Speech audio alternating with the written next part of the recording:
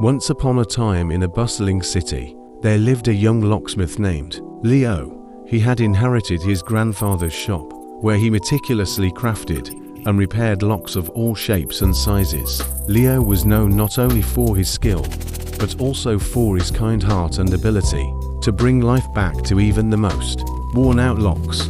One rainy afternoon, as Leo was tidying up his workshop, he stumbled upon an old, rusty lock tucked away in a forgotten corner. It was unlike any he had seen before, intricate and ornate, with a small brass plate on the front bearing the initials EW. The lock had clearly seen better days. Its once gleaming surface was now dull and tarnished. Curious and intrigued by the lock's history, Leo decided to take on the challenge of restoring it. He carefully cleaned away years of grime, polished the brass plate until it shone, and meticulously repaired the inner workings. Days turned into weeks as Leo poured his heart into bringing the lock back to life. As he worked, Leo couldn't help but wonder about the person who once owned the lock. Who was EW? What stories could this lock tell if it could speak? Lost in his thoughts, Leo imagined a grand adventure involving secret treasures and hidden passages, all guarded by this mysterious lock.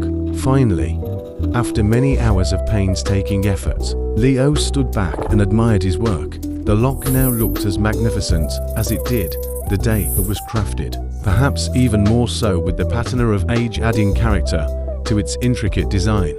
Feeling a sense of accomplishment, Leo decided to display the lock in his shop, hoping that someone might recognize it and share its story. Days passed, and the lock became a topic of conversation among the townsfolk who visited Leo's shop.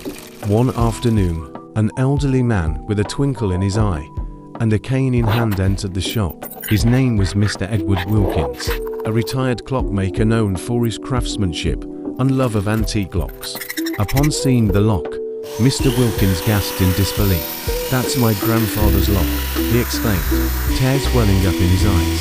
He went on to explain how the lock had been a family heirloom, passed down through generations, but had been lost decades ago. Leo listened intently as Mr. Wilkins recounted stories of his grandfather, a locksmith who had crafted the lock himself with great pride.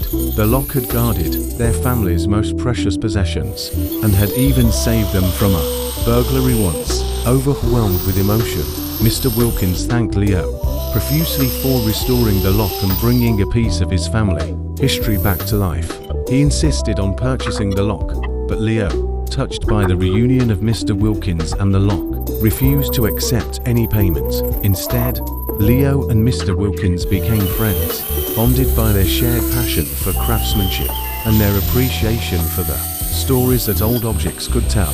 The restored lock remained in Leo's shop, a testament to his skill and the power of curiosity and kin.